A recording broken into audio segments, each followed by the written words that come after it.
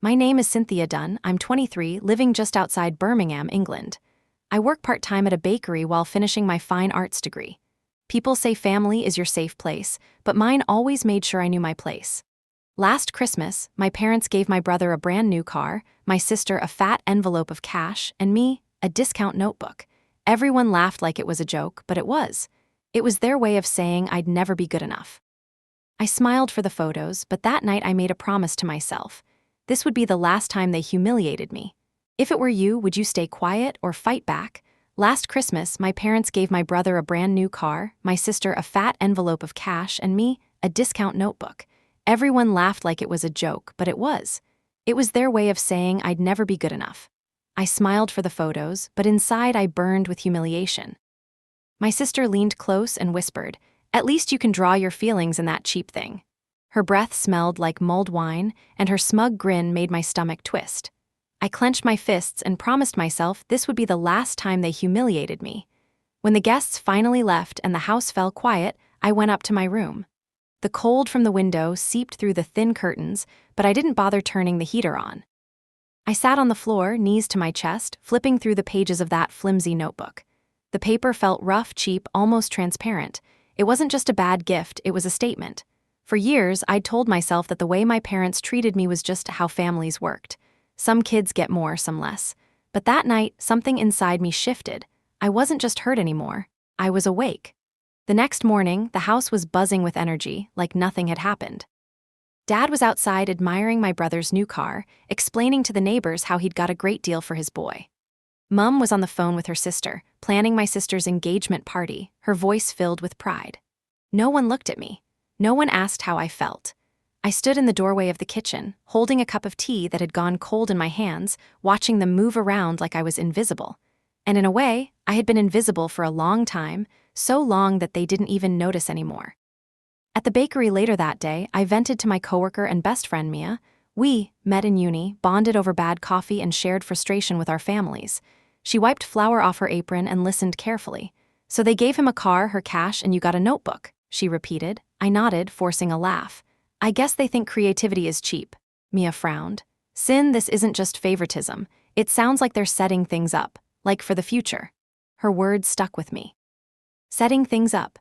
That weekend, I stayed up late sketching in that notebook, not because I liked it, but because the act of drawing kept my hands busy while my mind replayed years of moments I'd ignored.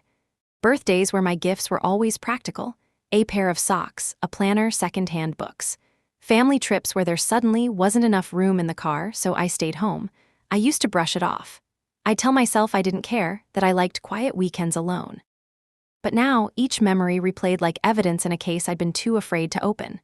One night, as I was heading upstairs, I heard muffled voices coming from the kitchen. The lights were off, but the faint glow of the stove illuminated two figures, Mum and Dad. I froze, instinctively staying in the shadows. "It's for the best," my mother was saying. My father's deep voice replied, "It has to stay between the two of them. She wouldn't understand." Then came the words that made my chest tight. The house should stay in the bloodline. My heart started pounding so loudly I thought they'd hear it. I covered my mouth and backed away slowly, retreating to my room like a thief in my own home. I sat on my bed, replaying the conversation. The house should stay in the bloodline. They weren't just favoring my siblings emotionally, they were planning to cut me out completely. The next morning at breakfast, I acted casual. My brother was scrolling through his phone, bragging about the car to his mates. My sister was talking about wedding venues. Mum poured orange juice, Dad read the paper like always. I cleared my throat. "So, have you two ever thought about writing a will?" Dad froze for just a second, then laughed awkwardly. "Why would we talk about something so depressing, Sin?" he said. Mum quickly changed the subject, asking my sister about her dress fitting. But I saw it, the flicker of panic in Dad's eyes. From that moment, I started paying attention to everything. The way Mum locked her desk drawer whenever I entered the room.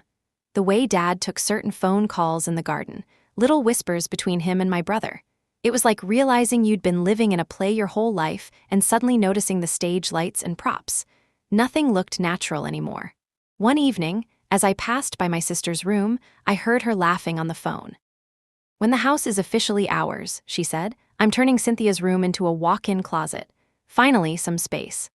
I stopped in the hallway, my chest tight. She wasn't joking. She genuinely believed I'd be gone. That was the first moment I thought, maybe I don't have to accept this. Maybe I can fight back. Over the next few days, I started watching everything with new eyes.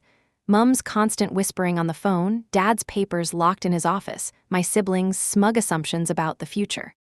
It all formed a pattern I couldn't unsee. I began memorizing their routines. Dad always left his office around 10 p.m. to make tea. Mum checked the mail first thing in the morning before anyone else. My brother came home late and loud, usually drunk. My sister, well, she was too busy planning her perfect life to notice anything. One evening, I crept into Dad's office after everyone had gone to bed. The room smelled like old wood and ink. Papers were stacked neatly on his desk, typical of him, but a locked drawer caught my attention. I tried to open it, but it wouldn't budge. Then, behind a dusty filing cabinet, I found something unexpected: a small, locked briefcase. I didn't have the tools or time to open it, so I snapped a few quick photos, then returned everything exactly as I'd found it. My heart was pounding so hard it felt like the sound would echo down the hallway. At breakfast the next morning, Dad glanced at me longer than usual. "You look tired," he said. "Couldn't sleep," I answered, forcing a yawn. He nodded, suspicious but silent. Meanwhile, my siblings continued their parade of entitlement. My brother threw a small house party to show off his car. "Front seats reserved for real family," he joked when I tried to get in. Everyone laughed. I did too, but it was the kind of laugh that hides a scream. My sister was even worse. She dragged me into her room to help plan her engagement party.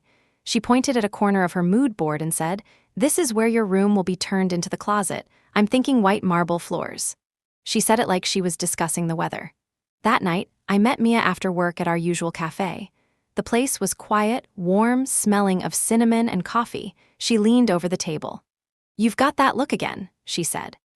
I told her everything: the overheard conversation, the briefcase, my siblings' plans. She frowned. "Sin, this isn't just family drama. They're clearly setting things up legally. You need to know your rights before they sign anything." I hesitated. "I don't even know where to start. I have no money for lawyers." "Some solicitors offer free consultations," she said. "Just talk to someone. Knowledge is power." Her words stuck with me. Knowledge is power. The next week, during my lunch break, I found a small law firm near the university and booked a consultation under the radar. The receptionist didn't ask many questions. A few days later, I sat in a quiet office with old books lining the shelves, nervously tapping my foot. The solicitor, a woman in her 50s with sharp eyes and a kind voice, listened patiently as I explained the situation. I expected her to shrug and say there was nothing I could do. Instead, she leaned forward. "Cynthia," she said slowly, "if you were legally adopted and your name is on the birth records, you have equal inheritance rights under UK law.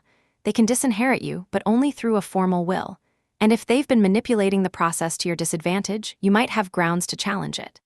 Her words hit me like a jolt of electricity. I wasn't powerless. Walking home after that meeting, the cold winter air bit at my cheeks, but inside I felt something warm rising: resolve. For the first time in years, I wasn't just reacting to what my family did to me. I was preparing. I started taking small, careful steps. I paid attention to the mail, slipping important-looking envelopes into my bag and photographing them at work before returning them. Tax papers, letters from lawyers, bank statements. Anything that felt out of place went into my growing secret folder. I kept my mask on at home, smiling when Mum talked about my sister's dress, nodding when Dad bragged about my brother's new job. They thought I'd accepted my role as the quiet one, the invisible daughter. They had no idea I was collecting every piece of evidence I could. One night, as I walked past my sister's room, I overheard her talking on speakerphone. "Once the house is signed over, we'll knock down the wall between mine and Sin's old room. It'll be perfect for the closet," she said. I pressed my back against the wall, listening. Her fiancé replied, "Are you sure she won't make trouble?" She laughed. "Cynthia, please, she's too soft." I clenched my fists. Maybe I had been soft once, but not anymore. I started sketching less and planning more.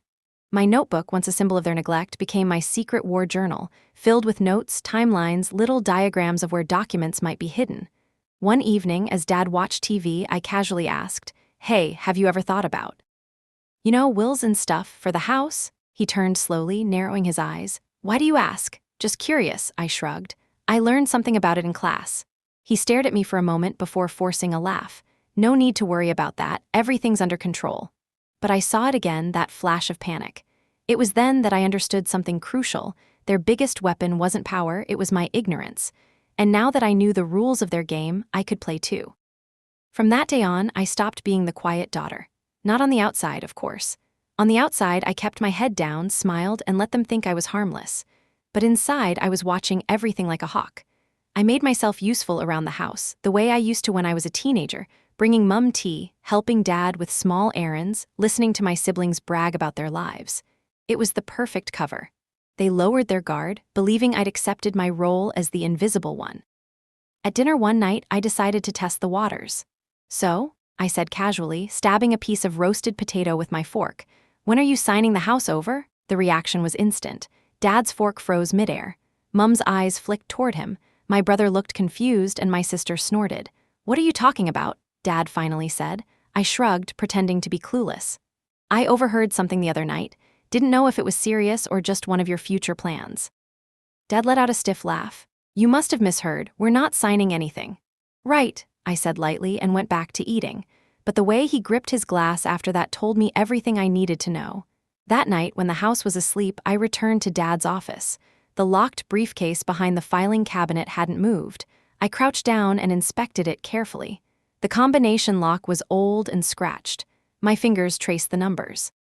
Dad wasn't the type to use anything complicated. He liked predictable patterns. I tried the year of my brother's birth. No luck, my sister. Still nothing. Then, on a hunch, I tried 1987, the year of my parents' wedding. Click. The lock snapped open. My hands shook as I lifted the lid. Inside were neat stacks of documents, bank statements, property deeds, envelopes from solicitors, and finally, a thick folder marked WILL and Trust. I didn't have time to read everything, so I photographed every single page with my phone, one after another, until my battery was nearly dead. Then I carefully returned everything, reset the lock, and slipped back to my room, my heart hammering against my ribs. For the next few nights, I went through the photos slowly, piece by piece. It felt like unraveling a puzzle I hadn't even known existed. The more I read, the clearer it became. My parents weren't just planning for the future, they'd been building a structure for years. The family trust was set up shortly after Mum married Dad. It was in my siblings' names, not mine. All future income from the property would flow into that trust. There was also a separate will, dated 2 years ago, stating that upon my parents' deaths, the house and assets would go exclusively to my brother and sister. My name appeared only once in a single sentence. Cynthia will receive a modest lump sum to support her independence. It wasn't just exclusion, it was an erasure. I sat in bed at 2 a.m., staring at the ceiling. The injustice of it made my skin crawl. I'd grown up in that house. My drawings still covered the walls of the attic. My laughter had filled its halls when I was small. But to them, I was nothing more than an inconvenience they could pay off to disappear. I knew I couldn't confront them yet. If I did, they'd find a way to cover their tracks. I needed more, so I doubled down. I started paying extra attention to the mail. Anything with legal or banking logos went into my tote bag by accident, got photographed during my bakery shifts, then quietly returned to the pile before anyone noticed. I began organizing all the files in a hidden cloud folder, labeling each document with dates and keywords. Mia became my confidant. We met in the back of the bakery during breaks, flour on our hands, whispering like spies. "You need to back everything up," she said one day. "I did, 2 drives and a cloud," I replied. She grinned. "Good girl, now don't rush, make them underestimate you." She was right. If I played my cards right, they'd hand me everything without even realizing it. A few nights later, I joined my brother for drinks at a pub near town. He was already 3 pints in when I arrived. "Sin," he slurred. "Didn't think you'd show, you hate fun." I forced a laugh. "I could use a night out." Somewhere between his 5th and 6th drink, he leaned closer, breath smelling like stale beer. "You know, Mum and Dad said it's just easier if everything skips you. Less mess legally, you know?" He laughed like it was hilarious. I didn't. Twist NH letter 1 ECF confirmed. They weren't just speculating. They'd decided. I walked home alone in the cold, his words replaying over and over. Less mess legally. I wasn't a person to them, I was a complication. But complications can ruin carefully laid plans. I started playing the part perfectly. I laughed at my sister's wedding plans, complimented my brother's car, even helped Mum organize some paperwork, pretending not to understand what it meant. Behind the mask, I was cataloging everything. My parents started relaxing around me. Dad left his office door unlocked more often. Mum discussed future renovations at the dinner table. My siblings talked openly about their plans for their house. They thought I was beaten, but I was just getting started. After that night at the pub, something inside me settled into a strange, cold clarity. It wasn't sadness anymore, it was strategy. For years, I'd been the family afterthought, the one they could overlook without consequence. But now, every laugh, every dismissive glance, every whisper behind doors became data points in my mental map. I started to see my family not as loved ones, but as players in a game they didn't know I'd joined. I began setting traps. Mum had a habit of leaving her handbag on the kitchen counter when she came home from her Pilates class. Inside were letters she picked up from the mailbox earlier in the day. I started leaving harmless-looking junk mail on top, so when she dumped real letters underneath, I could quietly slide them out. I became so smooth at it that even I was impressed. One morning, I slipped a thick envelope from Harrington and Blythe solicitors into my coat pocket. Later, at the bakery, I opened it in the back room between kneading dough.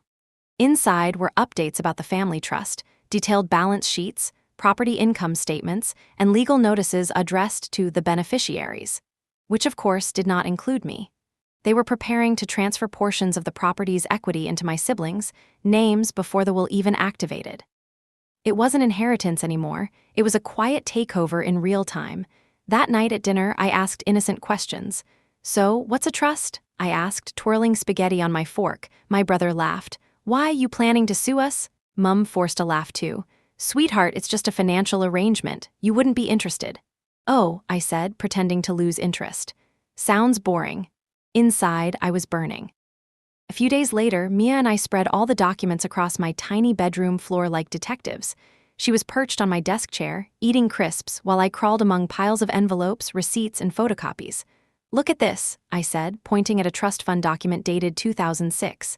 "They set this up when I was 5. Mia whistled. "They were planning this that early?" "Apparently. And you're not on it anywhere?" I shook my head. "Not once." She leaned forward. "Sin, this isn't just family being cruel. This is deliberate legal exclusion. They're counting on you never questioning it." That line hit me hard because she was right. For years, I'd been too scared to question anything. I was the quiet one, the grateful one, the easy one, not anymore.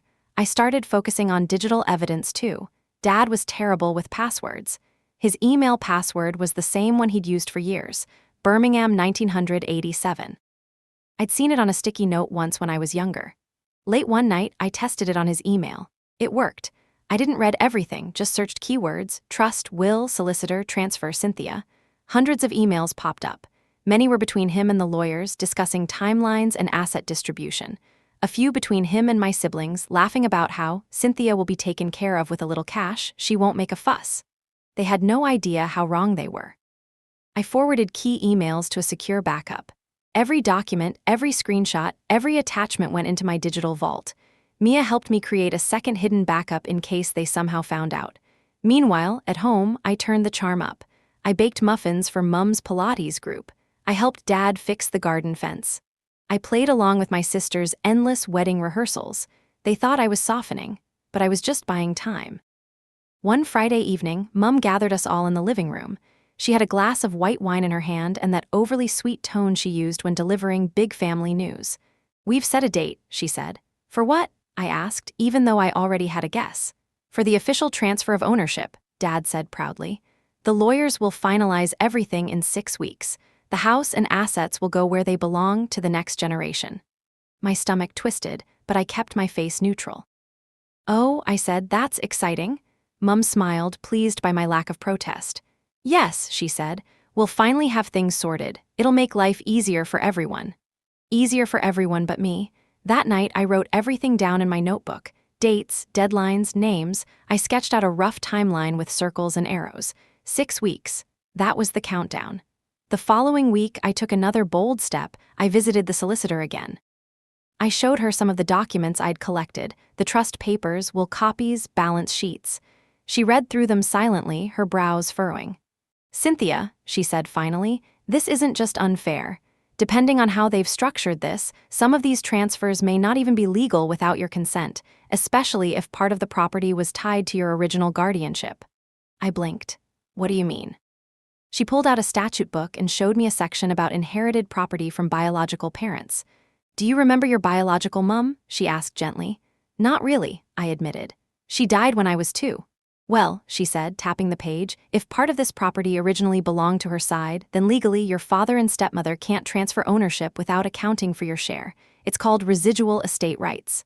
My heart started racing. So, if that's true, she nodded. Then they're not just cutting you out emotionally. They're violating your legal claim. If we can prove it, you have a strong case. For the first time, I saw a real path forward, not just emotional revenge, legal leverage. Over the next few weeks, I balanced 2 worlds. By day, I was the helpful, quiet daughter again. By night, I was scanning old family photos, searching birth records, digging through Mum's boxes in the attic. The house smelled like dust and mothballs, but up there I found old letters, property tax receipts, and most importantly, a faded legal envelope addressed to my grandmother, postmarked decades ago. I didn't open it then. I just stared at it, my pulse pounding. Because I knew, instinctively, that somewhere in these old papers lay the key to everything. The attic became my secret battlefield. While everyone else went on with their perfect little lives downstairs, I spent my nights crawling through boxes of forgotten memories, inhaling dust and piecing together a history they'd buried long ago. The air up there was freezing and smelled faintly of mothballs and old cedar. I wrapped myself in an old blanket and used the flashlight on my phone to examine each box one by one. Old photo albums, receipts from the 80s, faded letters tied with twine. Some were addressed to my grandmother, some to my mother, the woman I barely remembered, my biological mother. Growing up, my parents hardly spoke about her. If I asked questions, they'd give vague answers. She was kind. She loved you very much. It was a long time ago. Eventually, I stopped asking. But now, every envelope I opened felt like a thread pulling at a knot that had been tightened for decades. One night, I found an old legal folder wedged between Christmas decorations. Inside was a letter from a solicitor dated 1999, the year after my mother passed away. It detailed the transfer of property ownership from her family's estate to my father, with explicit mention that a portion of the house was held in trust for me, to be claimed when I reached adulthood. My hands started to shake. There it was, black and white, legal proof that this wasn't entirely their house to give away. A part of it had always been mine. I reread the letter 3 times, my heart pounding louder with each pass. Then I took clear photos and tucked the original back exactly where I found it. No one ever came up here. It was safe. The next day, while Mum and my sister were out shopping for wedding decorations, I ventured into the garden shed where Dad kept old filing cabinets.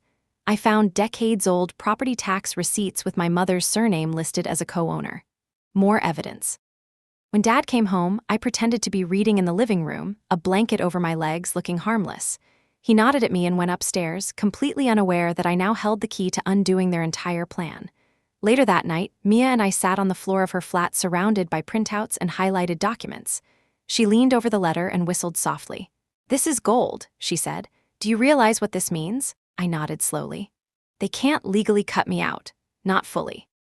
That portion is tied to my name." She grinned. "So what's the move?"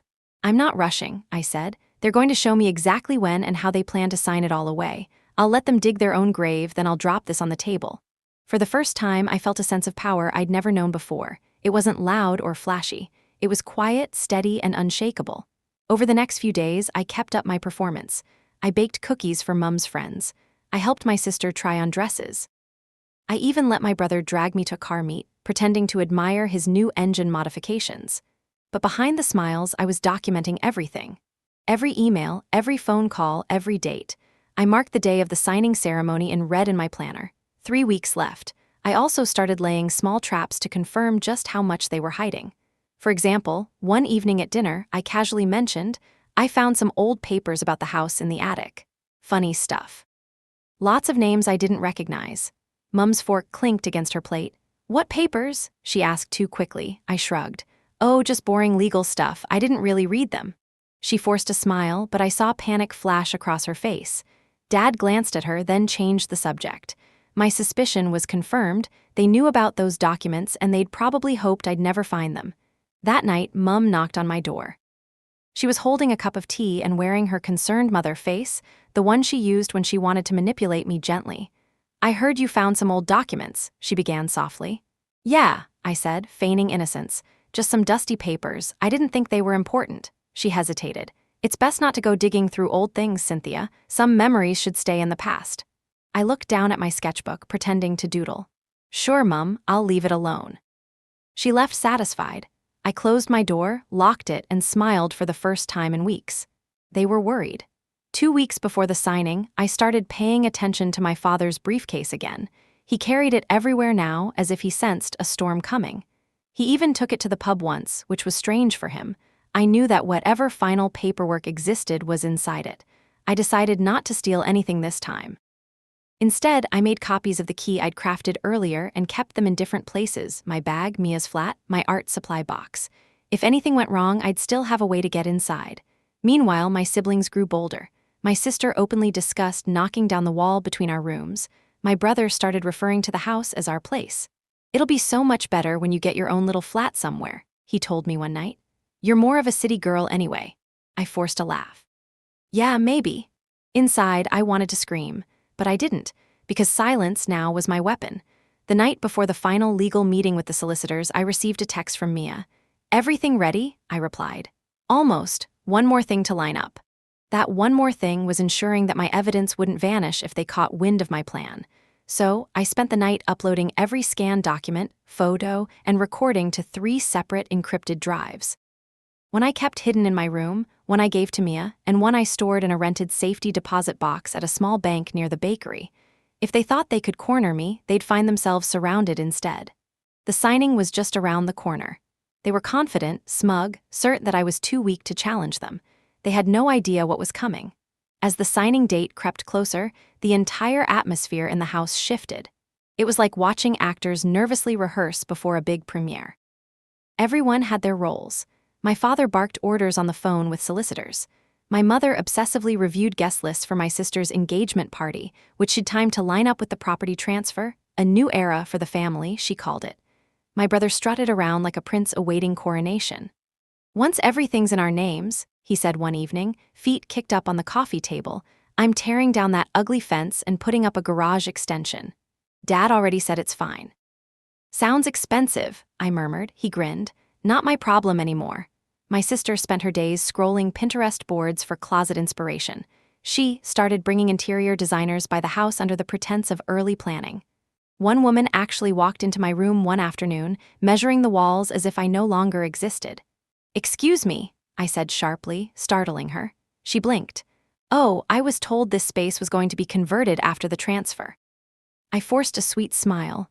"Not yet." She flushed and hurried out. My sister rolled her eyes. "God, Cynthia, don't be afraid to help." I laughed then, not because it was funny, but because it was the last time she'd ever speak to me like that without consequences. Meanwhile, I spent my nights refining my timeline. On one side of my notebook, their deadlines. On the other, mine. I marked the day of the signing with a red circle, then drew arrows leading up to it, conversations I planned to provoke, papers I needed to secure, people I needed to catch off guard. My goal wasn't just to stop them. It was to make sure every single person in that room realized exactly what they had done. I started by subtly planting misinformation. One afternoon, while Mum was on the phone, I accidentally left a few photocopies of old legal letters, the ones mentioning my inheritance from Mum's side, on the kitchen counter, face down. I timed it so that she'd find them after I left for work. That night, I returned to find her pacing the kitchen, her glass of wine half full. "Cynthia," she said, voice tight, "where did you get those papers?" I blinked innocently. "What papers?" She slammed the counter. "The ones you left here." "Oh," I said lightly. "I was sorting some old things in the attic. I must have left them by accident." Her jaw clenched. "You shouldn't go digging through the past. It only brings trouble." "Maybe," I said, smiling faintly. "Or maybe it brings answers." She stared at me for a long time, trying to read me, then finally said, "Don't cause unnecessary drama, Cynthia. This family doesn't need it." I met her gaze calmly. "I'm not the one causing anything." For the first time in years, she looked unsettled. 2 weeks before the signing, Dad announced at dinner, "The lawyers have agreed to push the transfer up. It'll happen earlier than planned next Thursday." My fork nearly slipped from my hand. That gave me 1 week less to prepare. My sister clapped excitedly. "Perfect timing. We can announce it at the engagement party. It'll be like our new chapter." Dad smiled proudly. "Exactly. Clean and simple." Mum watched me closely, waiting for a reaction. I forced a casual nod. "That's great," I said. "Congratulations." Inside, panic flickered for a split second, then hardened into focus. I didn't have extra time anymore, but maybe I didn't need it. The next morning, I took a personal day from the bakery and went straight to my solicitor. I laid out the timeline change, the trust fund structure, and the letter from my grandmother's solicitor. She leaned back in her chair, hands folded. "This may actually work to your advantage," she said. "How?" "They're rushing, which means they might not notice if we step in at the exact moment. If we file a legal notice of claim the morning of the signing, the solicitors are obligated to halt proceedings until your claim is reviewed. It's the law." I felt my heart pound. "And that would stop the signing? Or at least freeze it," she said with a small smile. "And once they're forced to open the file, your mother's letter and those trust clauses will come to light." I left her office feeling electrified. For months I'd been reacting in silence. Now I had a first strike planned. Meanwhile, at home, I ramped up the act. I pretended to be excited about my sister's engagement party, asked my brother about his garage plans, and helped Mum choose flower arrangements. The more convincingly I played the part, the less suspicious they became. But I also began recording conversations more intentionally. I carried a small voice recorder in my hoodie pocket during family dinners. I captured Dad saying, "It's better this way, less legal mess with Cynthia out of the picture." Mum replied, "She's always been a sweet girl, she won't fight it." My sister laughed, "She'll thank us later." Each word was a nail in their own coffin. 3 days before the signing, something unexpected happened. I came home early and found Dad in my room. He was standing by my desk, rifling through my drawers. For a moment, neither of us spoke. Then he straightened, trying to look casual. "I was looking for the stapler," he said. "The stapler," I repeated flatly. He shrugged, his face a mask. "Your mother said she saw some old papers lying around, just wanted to make sure nothing important got lost." My heart thudded. They were getting nervous. "Good." I walked up to him slowly, met his eyes, and said in the calmest voice I could manage, "You should probably stick to your office, Dad. There's nothing for you here." For a split second, his mask cracked, a flicker of anger of something darker. Then he brushed past me without another word. After he left, I tore through my room, checking every hiding spot. Nothing had been touched, thankfully. The real evidence was locked away. But it was a warning shot. They were starting to sense the trap. 2 nights before the signing, I went up to the attic again. I sat alone among the boxes, staring at the letter from 1999. My fingers traced my mother's maiden name printed in faded ink. "This is for you," I whispered to the empty space. The next morning, I emailed my solicitor confirming, "File the claim first thing Thursday morning." She replied, "Already scheduled, be ready." I closed my laptop and took a deep breath. The storm was finally about to hit. They thought I was invisible. They thought I'd stay quiet forever. But on Thursday, they'd learn that I'd been watching the whole time. The morning of the signing arrived cold and gray, as if the sky itself sensed what was about to happen. Mum was up before dawn, bustling through the kitchen, humming some old tune.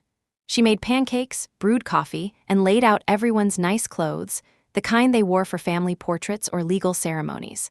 My brother strutted down the stairs in a blazer he'd clearly borrowed from Dad. My sister wore a cream-colored dress and kept practicing how she'd announce the new chapter at her engagement party. Dad was already in his office, briefcase on the table, phone glued to his ear. I could hear him saying, yes, everything's in order, she won't be a problem." I sat at the breakfast table in silence, stirring my tea slowly, feeling like a spy hiding in plain sight. My hands were steady, but inside, every nerve was alive. This was the day. At 8:00 a.m. sharp, I received an email from my solicitor with just 3 words, "Notice of claim filed." I stared at the screen for a moment, letting the weight of it sink in. The document we'd filed legally stated my claim to the portion of the estate tied to my biological mother, as well as my intention to contest the will if necessary. It had been sent to the family's solicitor, the court registry, and, importantly, the law firm handling the transfer. Once it was in the system, there was no taking it back. I slipped my phone into my pocket, took a deep breath, and walked downstairs like nothing had happened. Dad glanced at me briefly as he adjusted his tie. "Ready to go?" he asked. "Yeah," I said lightly. "Big day." He smiled, the kind of smile people wear when they believe the game is already won. Mum placed a hand on my shoulder. "I'm glad you're coming along, sweetheart. It means a lot to the family." "Oh," I said, returning the smile. "It's going to mean even more in a few hours." She frowned slightly, not catching the edge in my voice. The solicitor's office was a pristine building of glass and steel downtown. Inside, everything smelled like expensive coffee and furniture polish. We were ushered into a large conference room with a long mahogany table, leather chairs, and a wall of framed degrees. The family's solicitor, Mr. Green, greeted everyone warmly. He was a tall, thin man with a polished accent and the kind of confidence that came from decades of handling important families. "Let's get started, shall we?" he said. Dad placed the briefcase on the table like a trophy. My brother grinned. My sister crossed her legs, already rehearsing the Instagram captions in her head. Mum leaned toward me and whispered, "See? No drama, just a smooth transition." I smiled faintly. "We'll see." As Mr. Green opened the folder and began to explain the process, there was a knock on the door. His secretary entered, holding a printed document. She handed it to him silently. The moment he read the header, his entire expression changed. He cleared his throat. "Mr. and Mrs. Dunn, it seems we have received a notice of claim regarding the estate." Silence. Dad blinked. "A what?" "A legal notice," Mr. Green said slowly, "filed this morning by Cynthia Dunn." The room froze. My brother laughed, thinking it was a joke. "Sin, what the hell is this?" My sister rolled her eyes. "Oh my God, is this some performance art thing?" But Mum looked at me, really looked. Her face paled. "Cynthia," she said quietly, "what have you done?" I sat back in my chair, crossed my legs, and said calmly, "I've done exactly what the law allows me to do." Mr. Green continued, his voice measured. "The notice asserts Ms. Dunn's legal claim to a portion of the property inherited from her biological mother's estate. Until this matter is resolved, I'm afraid the transfer cannot legally proceed." Dad shot up from his chair. "This is absurd. She doesn't have a claim, this is our house." Mr. Green adjusted his glasses. "According to these documents, part of the property legally belonged to Cynthia's mother, and if this letter is authentic," he held up a scanned copy of the 1999 letter we'd submitted, "then the house is not entirely yours to transfer." Mum reached for Dad's arm. "Robert, sit down." Her voice trembled. My brother stared at me, incredulous. "Where did you even get this stuff?" "From our house," I said sweetly. "You'd be amazed what's sitting in the attic." My sister let out a dramatic sigh. "This is so typical. You just can't let anyone else have their moment, can you?" I turned to her slowly. "You were planning to turn my room into a walk-in closet. Forgive me if I don't feel guilty." The meeting quickly descended into chaos. Dad argued that the letter was outdated. Mr. Green pointed out that legal trusts don't expire like yogurt. Mum tried to mediate, but her voice shook. My siblings kept interrupting until Mr. Green finally held up a hand. "This is no longer a routine signing," he said firmly. "Legally, we must freeze proceedings until Cynthia's claim is reviewed. I suggest all parties seek counsel." I watched the color drain from Dad's face. He wasn't used to being told no. Mum finally turned to me, her voice low and shaky. "Why didn't you just come to us?" I met her eyes. "Because for years, every time I came to you, you dismissed me." This was the only language you were ever going to listen to. We left the building in silence. The ride home was thick with unspoken words. Dad gripped the steering wheel so hard his knuckles went white. My brother fumed in the backseat, muttering curses under his breath. My sister kept texting angrily. Mum sat beside me, staring out the window. At one point, she whispered, "You blindsided us." I didn't look at her. "No, you just didn't see me coming." When we got home, the explosion finally came. Dad slammed the front door shut. "Do you have any idea what you've done? You've made us look like fools in front of our solicitor." "You did that yourselves," I replied evenly. He stepped closer. "This isn't over, Cynthia." "I know," I said quietly. "It's just starting." My brother stormed past me, muttering something about lawyers. My sister burst into tears, wailing about her perfect party being ruined. Mum just stood there, lost. For once, I wasn't the one shrinking in the corner. I went upstairs to my room, closed the door, and sat on my bed. My hands were still trembling slightly from the adrenaline, but a slow smile spread across my face. For the first time in my life, they had been forced to pause, to acknowledge that I wasn't invisible. The board had shifted, and I wasn't done yet. The fallout from that morning hit like a storm. For the first 2 days after the meeting, the house was eerily quiet, the kind of silence that doesn't mean peace but plotting. I could feel it in the way Dad avoided my eyes, in the way Mum's voice dropped whenever she spoke on the phone, and in how my siblings slammed doors louder than usual. They were regrouping. By the third day, the gloves came off. I came home from work to find my father waiting in the living room, arms crossed, the briefcase sitting on the coffee table like evidence at a trial. My brother lounged on the sofa, my sister sat perched on the armrest, and Mum stood behind them with a brittle smile. "Sit down," Dad said. It wasn't a request. I set my bag down slowly and sat. Mum took a deep breath. "Cynthia, we all understand that you feel hurt, truly, but what you did was unnecessary. You blindsided your own family in a legal office. Do you realize how humiliating that was? I met her gaze evenly. Humiliating or just revealing? Dad's jaw tightened. Enough games, we've spoken to Mr. Green. He believes this claim of yours will go nowhere. That letter is old, the trust expired, and frankly, the house is ours. You can't just waltz in and take what isn't yours. I leaned back. That's funny, the law seems to disagree. My brother snorted. You're seriously going to drag us through court over some technicality, over our house? It's not just your house, I said softly. My sister exploded. You've always been jealous, always. You can't stand that something good happens to us without you ruining it. I turned to her calmly. You were measuring my room for your closet, Alice. She went red. That's not. It's exactly that, I said. Dad slammed his hand on the table. Enough, his voice boomed through the room. We are not enemies, Cynthia, but if you push this, we'll push back. Hard. I didn't flinch. I'm counting on it. They didn't waste time. 2 days later, I received a formal letter from a law firm, not Mr. Green, but another informing me that my parents were challenging my claim, arguing that the trust had been dissolved years ago and that I had no remaining legal stake. It was aggressive, and it was meant to scare me. I walked into Mia's flat that evening, dropped the letter on her kitchen counter, and collapsed into a chair. She picked it up, scanned it, and let out a low whistle. They're playing dirty now. Yeah, I muttered. I expected this, but seeing it in print is different. She leaned forward. You've got this, Sin. They're underestimating you. Keep your head. I smiled weakly. That's the plan. The next week was a blur of legal consultations, document gathering, and strategic silence. I barely spoke to my family at home, but when I did, I kept my tone light, almost pleasant, the way you speak to people who don't realize you've already checked their playbook. One night, I came home late and found Mum waiting for me in the kitchen, a single lamp casting her shadow long against the wall. She spoke softly. Cynthia, why are you doing this? We gave you a home, we raised you, we loved you. I stood in the doorway.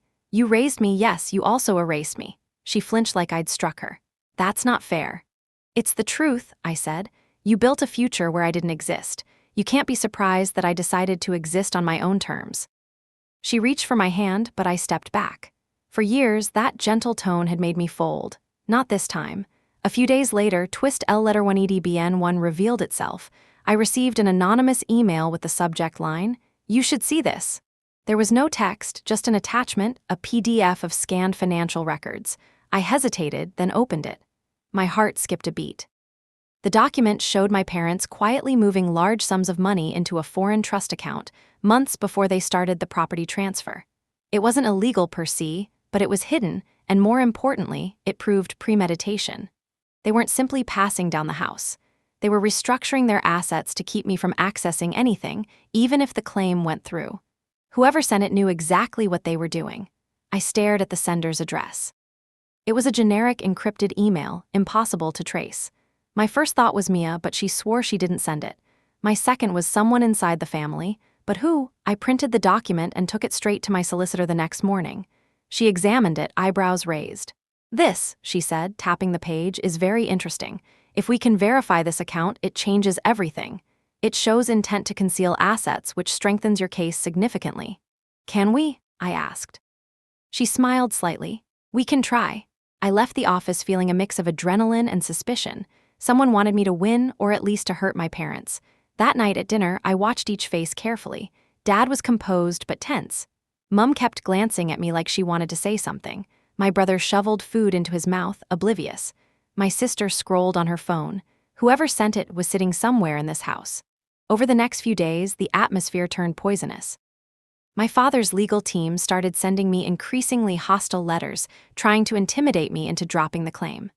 My siblings started ignoring me completely, retreating into their own self-absorbed bubbles. Mum hovered like a ghost, torn between loyalty and fear. But I didn't back down. I collected every letter, every email, every veiled threat. I organized them in labeled folders. My solicitor called it building the wall. And then, one night, I caught my brother in the backyard, drunk again, muttering to someone on the phone. Yeah, she's digging into everything. I don't know who told her about the account, no, Dad doesn't suspect a thing, just don't say anything. My breath caught. He didn't know who sent the email either, which meant the mole wasn't him. This wasn't just a legal battle anymore. It was a chess game with multiple unseen players. And for the first time, my family was on the defensive. After the anonymous email, the house stopped feeling like a home entirely. It became a war zone wrapped in polite silence. Every smile was forced. Every conversation had hidden layers. I stopped eating dinner with them regularly. Instead, I came home late, stayed in my room, and watched them from a distance like an outsider observing a crumbling empire. And it was crumbling, slowly, subtly, but undeniably. Dad grew more agitated with each passing day. His phone calls became more frequent and more heated. I could hear him pacing in his office late at night, muttering words like account, leak, and liability. Mum was nervous, jumpy. She'd start sentences at the dinner table and then cut herself off, as if afraid of saying the wrong thing. My brother started avoiding Dad entirely, slipping out at night to drink with his friends. My sister turned dramatic, insisting this toxic energy was ruining her engagement. None of them were united anymore. Meanwhile, I focused on the foreign trust account. My solicitor managed to trace the origin of the transfers to a small bank in Luxembourg. She couldn't access the full details yet, but what she could prove was that the account was opened in my parents' names 6 months before they started formalizing the will and trust back home. It's deliberate asset concealment, she explained. If we bring this to court, they'll have to disclose the full records. And if they don't, it looks even worse for them. I nodded slowly, my mind already spinning. Can we use it now? She shook her head. Not yet, we'll build it into the claim. For now, let them stew. If they know we have something but not what, they'll make mistakes. That was exactly what happened. One night, I came downstairs for tea and overheard my parents whispering in the kitchen. Dad hissed, "Who else knows about the account? Did you tell anyone?" Mum whispered back, "Of course not. Maybe. Maybe one of the lawyers? Or Robert, what if one of the kids?" "Don't be ridiculous," he snapped. "They don't even know what a trust account is. And Cynthia," he paused. I pressed my back against the hallway wall, barely breathing. Mum said softly, "She's not the same anymore, Robert. She's changed." Dad's voice lowered. "She thinks she's clever. Let her play her game. She doesn't know everything." But he was wrong. I knew more than he thought, and soon I'd know everything. The next day, my brother confronted me in the backyard. He reeked of beer and paranoia. Did you tell anyone about Dad's account?" he demanded. I raised an eyebrow. "Why would I?" He stepped closer, his voice dropping. "Look, I don't care about the legal crap, but if this turns into some investigation, we're all screwed. Do you get that? They're not just playing house, Cynthia. They're moving real money." I stared at him. "I know." His eyes widened slightly. He hadn't expected me to admit it. He swallowed. "You're serious, aren't you? You're actually going to take them on." "Yes," I said simply. He exhaled shakily, running a hand through his hair. "Jesus, you're going to blow everything up." "Maybe," I said, "or maybe I'm just taking back what's mine." He didn't respond. He just stared at me like he was seeing me for the first time. Then he muttered, "You're not like them," and walked off. For a brief second, I wondered if he might have been the anonymous sender, but something in his voice told me no. He was scared, not strategic. Over the next week, cracks widened. Mum tried to play mediator, inviting me to family talks in the living room. They were always the same: emotional appeals from her, threats from Dad, dismissive comments from my siblings. "Drop this claim," Dad said one evening, his voice like steel. "We'll give you a generous payout. Enough for a down payment on a flat. You walk away and we all move on." I looked him dead in the eyes. "I'm not for sale." My sister rolled her eyes. "God, you're so dramatic." My brother stayed silent in the corner, watching. Mum sighed. "Cynthia, please, you're tearing this family apart." "No," I said calmly. "You did that when you decided I didn't belong." Dad slammed his hand on the table.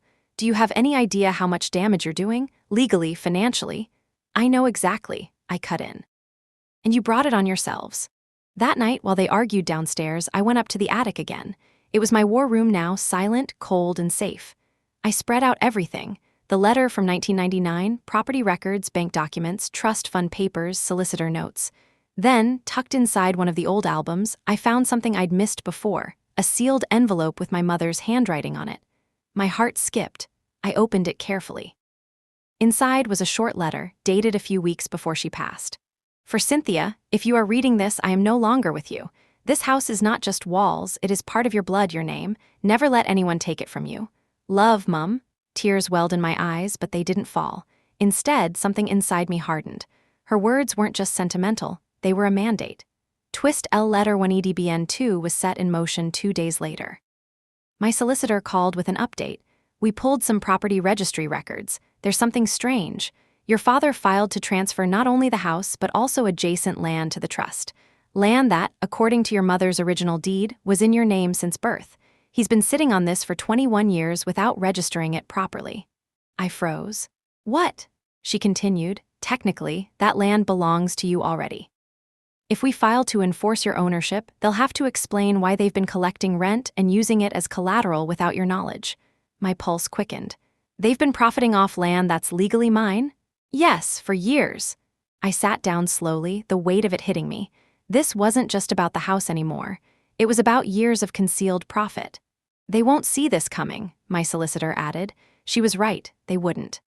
That night, as the rain tapped against the windows, I sat alone with the deed in my hands, tracing my name on the old paper. For years, I'd felt like a guest in my own home. But this piece of land, this quiet, unnoticed plot, had been mine all along.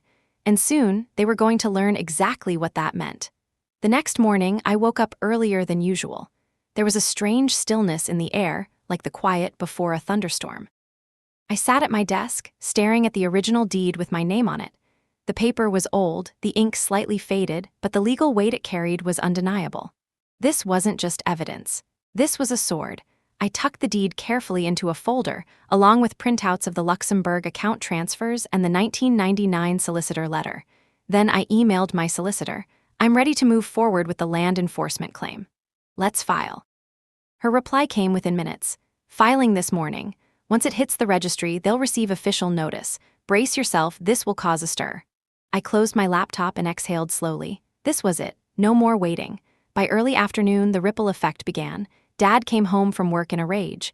I could hear the car screech into the driveway and the front door slam. He stormed into the living room, clutching a stack of papers. "What the hell is this?" he barked, waving a printed notice in the air. I calmly descended the stairs. "What's what?" He threw the papers onto the coffee table. "Land enforcement claim, filed in your name. Do you have any idea what you're doing?" I picked up the notice and glanced at it like I was reading it for the first time. "Yes, I do." Mum appeared behind him, pale. "Cynthia, this is serious. That land belongs to me," I interrupted softly. "It always has." My brother looked between us, confused. "Wait, what land?" "The one behind the orchard," I said. "The one Dad's been collecting rent on for 20 years. His jaw dropped. "You're joking." I turned to Dad. "You used it as collateral for a business loan 5 years ago. That's in the records, too." The room went silent. Mum's voice was barely a whisper. "How did you?" I smiled faintly. "Because I stopped believing what you told me and started reading what you signed." The shouting started almost immediately. Dad barked about betrayal and family matters being dragged into the courts. Mum begged me to reconsider. My sister accused me of ruining her engagement party on purpose. My brother just stared at Dad like he was seeing him for the first time. "This whole time," he said slowly, "you told us that land was worthless, just some old patch from before Mum." Dad didn't answer. My brother laughed bitterly. "You're unbelievable." For once, the chaos wasn't aimed at me. It was aimed at him. That evening, the solicitor handling the property transfer called a family meeting. Not Mr. Green this time, a more senior partner. He sat at our dining table, a thick folder in front of him, his expression grave. "Mr. Dunn," he said to my father, "Ms. Dunn's land claim has legal merit. The property records confirm that the parcel in question was never legally transferred out of her name. Any use of it for financial purposes without her consent could constitute misrepresentation." Dad flushed crimson. "It was a family arrangement, with no legal documentation," the solicitor cut in smoothly. "That's the issue. If she pursues this, the bank involved in your loan may also be notified." Mum clasped her hands tightly. "Is there any way to fix this quietly?" He looked at her kindly but firmly. "Not without Cynthia's cooperation." All eyes turned to me. I folded my hands calmly. "I'm not interested in doing this quietly anymore." My father's voice hardened. "You're trying to destroy this family." "No," I said evenly. "I'm showing you the truth you've tried to bury, and I'm taking back what's mine." Over the next few days, everything began to unravel. Dad received a letter from the bank, flagging the loan he'd taken against jointly held property that legally wasn't his. Mum had to cancel a luncheon she'd planned because the solicitor requested urgent meetings. My sister's engagement party was postponed because the family needed to resolve some internal matters, which she blamed on me loudly and repeatedly. My brother, to my surprise, became strangely quiet. One evening, he knocked on my door. "I didn't know about the land," he said bluntly.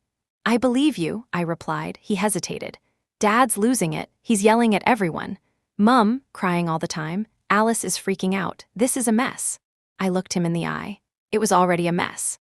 I just stopped pretending. He ran a hand through his hair. "If this goes to court?" "It will," I said. Unless they finally do the right thing. He didn't argue. He just nodded slowly and left. Meanwhile, my solicitor moved quickly. She filed motions linking the land claim with the inheritance dispute, effectively locking the entire estate from any transfers until both issues were resolved. Legally, my family couldn't touch a single asset without addressing me. For the first time, they were the ones backed into a corner. Mum tried one last emotional plea. Late one night, she knocked on my door, her eyes red. She sat on the edge of my bed like she used to when I was a child. "Cynthia, please, this is tearing us apart. Your father made mistakes, yes, but we're family. Doesn't that mean anything to you?" I stared at her for a long moment. "Family should have meant something to you when you decided I didn't matter." She flinched. Tears welled in her eyes. "I didn't know, I didn't think," I cut her off gently. "You chose not to see it, there's a difference." She covered her face with her hands. "I never wanted this." "Neither did I said softly. "But you forced it." For the first time, she didn't have an answer. She just sat there, small and broken, in the room she once planned to erase. By the end of the week, the story had shifted completely. What began as their plan to quietly disinherit me had turned into a legal and emotional siege they couldn't control. My father's confidence cracked, my mother's control crumbled, my siblings' entitlement lost its shine. And me, I wasn't the invisible daughter anymore. I was the storm they never saw coming. The days following my land claim felt like watching a dam crack. At first, there were hairline fractures, heated whispers, closed doors, awkward silences. Then, almost overnight, the cracks widened into gaping ruptures. Dad became a storm. He yelled at everyone, at Mum for being too soft, at my brother for not backing him up, at my sister for creating distractions, and at me, well, constantly.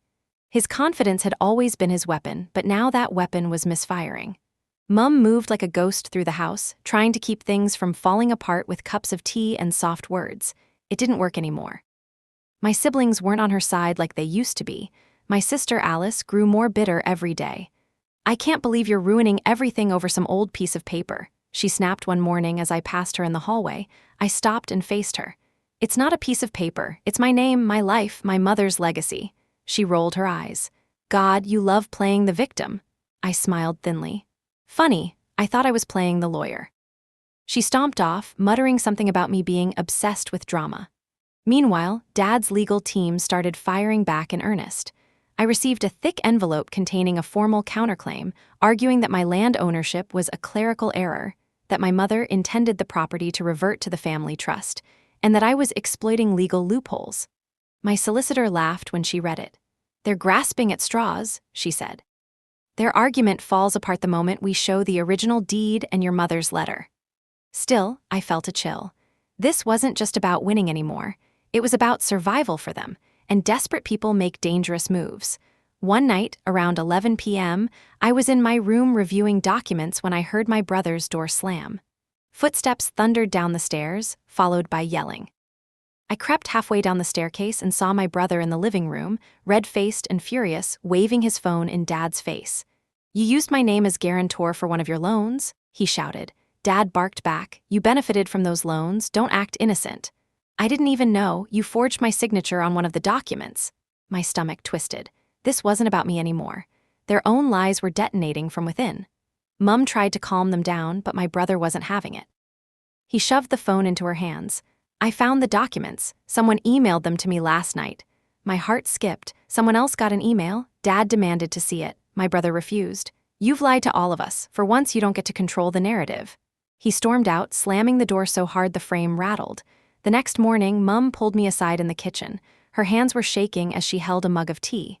"Cynthia," she whispered, "was it you? Did you send him those loan documents?" I frowned. "No, why would I?" "Because," she looked genuinely scared. "He's unraveling. If you did something, you need to tell me so I can protect you." I met her gaze. "You should have protected me a long time ago." She flinched, tears in her eyes. "I didn't know how." "Yes, you did," I said quietly. "You just didn't want to choose." She had no answer. Later that day, my solicitor called. "Something happening," she said. "Your father's counterclaim is messy, and now your brother, threatening to file his own claim for financial misconduct. I think their unity is collapsing. This could actually turn in your favor faster than expected." I felt a rush of adrenaline. Then we press. We scheduled a pretrial conference for the following week, a crucial step where both parties present evidence and the court decides how to proceed. For my parents, it was the first real moment where they'd have to face me not as a daughter, but as an opponent. 2 nights before the conference, I was in the attic, sorting through documents when my phone buzzed. It was another anonymous email. Subject, you should know. Message, I sent the bank documents to your brother. He needed to see. It's time the truth comes out. No attachment this time, just that message. My hands trembled slightly as I stared at the screen. The sender had intervened again, not for me this time, but to ignite the family from another angle. And then I noticed something I'd missed before, the phrasing. He needed to see. It sounded personal, not like a lawyer, not like Mia. I thought back to my brother's confrontation with Dad, to the way Mum had whispered to me to Alice's dismissiveness. And then, like a light switching on, I realized who it had to be. The next evening, I quietly approached my mother's study, a room she rarely let anyone enter. The door was slightly ajar. Inside, the lamp was on, and she was at her desk, typing quickly. I watched from the doorway for a few seconds. The email interface on her screen looked exactly like the anonymous messages I'd been receiving. My heart pounded. I stepped in. Mum, she jumped, spinning around. Cynthia, you scared me. I crossed my arms. You sent the emails. Her face froze for half a second, enough to confirm it. Then she sighed, sinking into her chair. I didn't want it to happen like this. Why? I asked. My voice wasn't angry, just tired. She looked at the floor. Because he was going to destroy everything. He lied to me too, Cynthia. For years, I believed what he told me about the land, the money, everything. When I found the records, I realized how deep it went. I couldn't confront him directly. He'd crush me, but you, she looked up at me. You were strong enough. It hit me like a wave. All this time, the anonymous ally wasn't some lawyer or my brother or a stranger. It was my mother. The same woman who'd stood silently by while they humiliated me was the one who'd handed me the sword to fight back. I didn't know whether to cry, scream, or laugh. Why didn't you just tell me? I whispered, her eyes filled with tears. Because I was a coward, but I'm done being one. For the first time in my life, I saw her not as the soft, passive figure I'd always resented, but as a woman who'd finally decided to pick a side. 2 days later, we walked into the courthouse together. Not as a family, not as mother and daughter pretending to be united, but as two separate forces, both aware of the truth, finally stepping into the light. The courthouse smelled like old wood and cold air.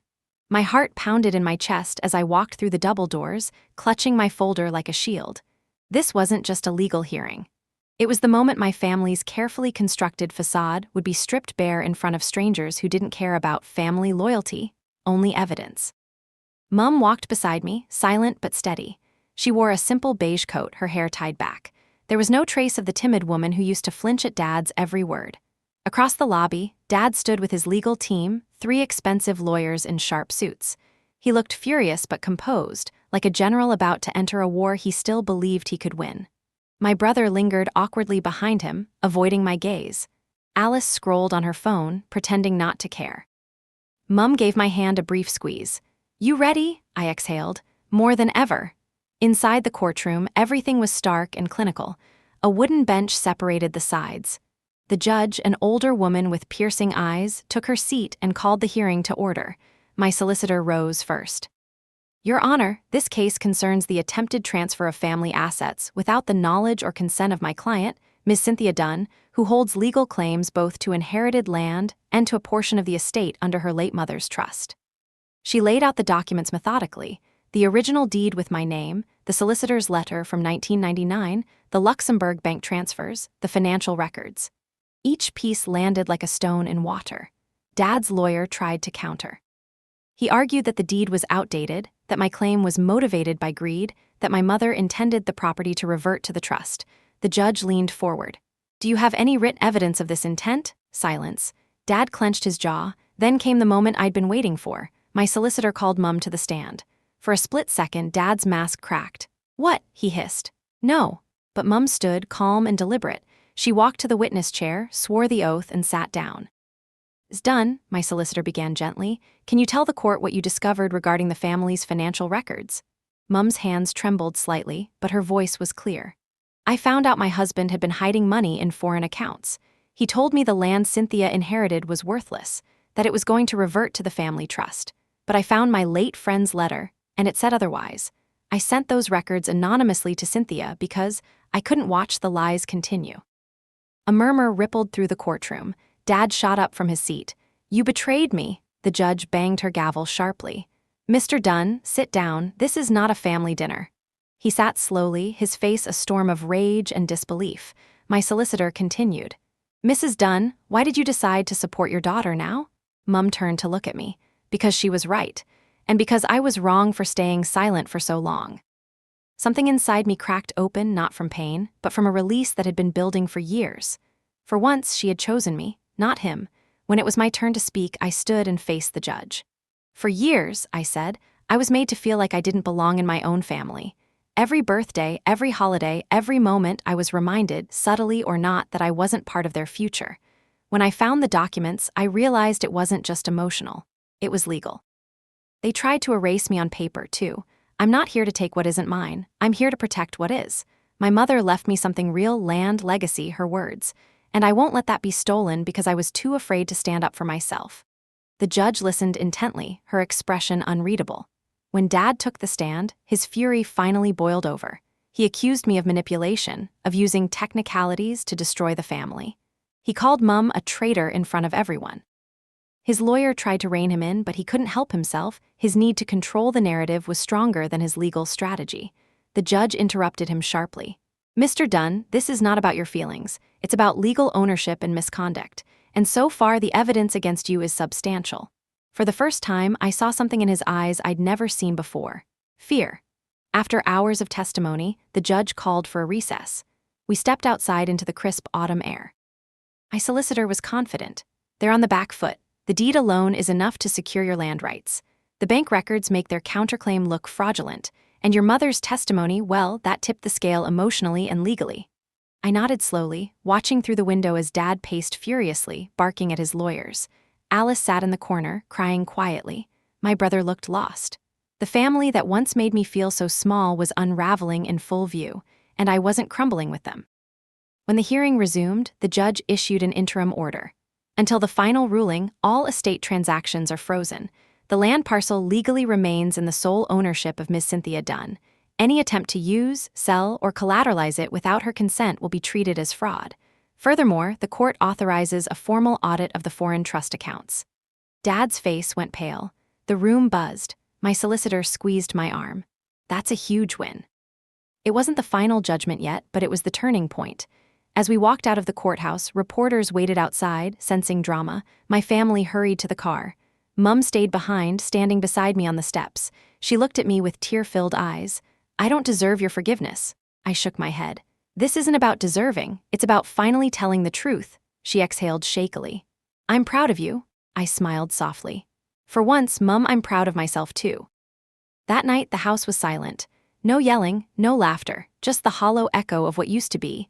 But inside me, there was something new, something steady. For the first time, I wasn't reacting to them. I was leading my own story. The days after the hearing felt like the quiet after a long storm, the kind that leaves broken branches scattered across the road, but also a strange, peaceful sky. The house didn't return to normal. It couldn't. Dad spent most of his time locked in his study, surrounded by files and his increasingly frantic legal team. The walls that once made him powerful now felt like a cage he'd built himself. Alice moved back to her fiancé's flat, claiming she needed space from the family drama. My brother started staying out late, sometimes not coming home at all. Mum floated through the halls like someone who'd just woken up from a very long sleep. And me? I stopped tiptoeing. I came home when I wanted, walked through the front door without shrinking, and brewed my tea in the kitchen without apologizing for existing. The tension was still there, yes, but it no longer ruled me. One evening, a week after the hearing, I stood in the backyard under the bare branches of the old oak tree. The air was sharp, my breath visible in the cold. That tree had been here longer than all of us. It had seen family barbecues, summer fights, whispered secrets, and long silences. I remembered being a little girl, sitting under it alone while my siblings played with their new bikes. I remembered the sting of being overlooked, year after year, until it became so normal I stopped noticing it. But that girl wasn't invisible anymore. She had walked into a courtroom and changed her story. Mum joined me quietly, wrapping her coat tighter around herself. We stood in silence for a while. I keep thinking, she said softly, about all the times I should have spoken up. All the moments I could have said, this isn't right. I didn't respond at first. The truth was, part of me had waited my whole life to hear those words. Another part of me wasn't sure if they were enough. Finally, I said, you can't change the past, but you can decide how you show up now. She turned to me, eyes wet. I want to be better, for you, if you'll let me. I looked at her, really looked. She wasn't the silent accomplice anymore. She was a woman who'd chosen a side. My side. I nodded slowly. Then start by not pretending anymore. She exhaled shakily, a tear slipping down her cheek. I can do that. Inside, Dad's voice suddenly erupted from his office, muffled but furious. Another phone call, another attempt to salvage his control. Mum flinched slightly, but I didn't. For the first time in my life, his anger wasn't my responsibility. A few weeks later, the solicitor informed me that the land was officially registered in my name alone, and that the court had set a date for the full trial regarding the inheritance and foreign assets. But I already knew the outcome didn't define me anymore. Whether I won everything or only part of it, I had already taken back my voice. And that was something no ruling could give or take away. As winter settled in, the house grew colder, not just from the weather but from the weight of everything unsaid. I spent most nights in my room, planning quietly. Not legal strategies this time, life strategies. For the first time, the question was, what are they going to do to me? It was, what do I want for myself? And I knew the answer, freedom. 2 months later, the frost had melted from the garden fence, and so had the heaviness in my chest. The hearing was behind me. The land was safe, the records secured, the story public enough that my father couldn't twist it anymore. His empire of control had cracked, not in a dramatic explosion, but quietly like glass under pressure too long ignored. I packed a single suitcase and stood in the doorway of my childhood home one last time. The walls didn't hold memories anymore, only lessons.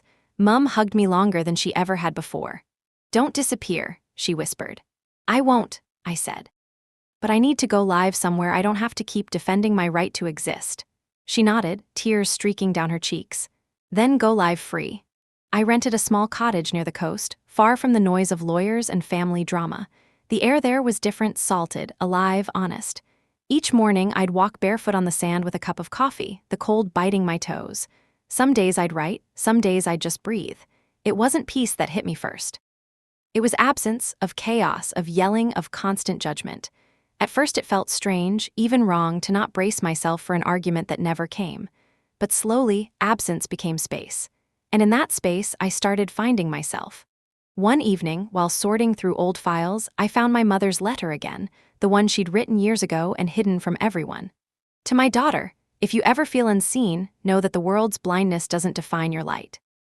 I pressed the paper to my chest, letting the words settle where years of silence had lived. Maybe healing didn't mean forgetting. Maybe it just meant choosing to move forward even when the past still echoes. I began volunteering at a local legal aid center, helping women navigate inheritance disputes and family coercion cases. Every time I sat across from someone trembling with fear or confusion, I recognized that old version of myself, the one who doubted her right to fight. And I'd tell them, you don't have to be fearless, you just have to be done being silent. Each story I helped rewrite became another quiet victory, not against my family anymore, but against the belief that love and cruelty had to coexist. One morning, I received an email, the court's final ruling. Full ownership confirmed, all fraudulent transfers nullified, audit complete. I smiled. It didn't feel like triumph, it felt like closure. I forwarded the email to Mum. She replied with just 3 words, "You did it." And for once, there was no bitterness, no apology, just pride. I celebrated by driving to the cliff near my cottage. The wind was wild, tangling my hair as I stood on the edge and looked at the endless ocean. For years, I thought justice would look like revenge, that it would taste sharp like a comeback. But standing there, I realized it was something quieter. Justice was peace. Justice was freedom. Justice was knowing I didn't have to carry the weight of their choices anymore. I took a deep breath and whispered into the wind, "I forgive you, Dad, but I'm never coming back." And somehow, saying it didn't hurt. It just felt final. Months later, I planted a tree near my cottage, a small oak, like the one that once stood in our backyard. I didn't plant it to replace anything. I planted it as proof that even the most broken roots can start again somewhere new. As the first leaves unfurled, I realized something I wish the younger me had known all along. Being the forgotten one doesn't mean you're unworthy. It means you were meant to build a life no one else imagined for you. If you've ever been erased, underestimated, or unloved by the people who were supposed to protect you, remember this. Your worth doesn't depend on their recognition. Your peace doesn't need their permission. And your story doesn't end where they left you. Mine certainly didn't.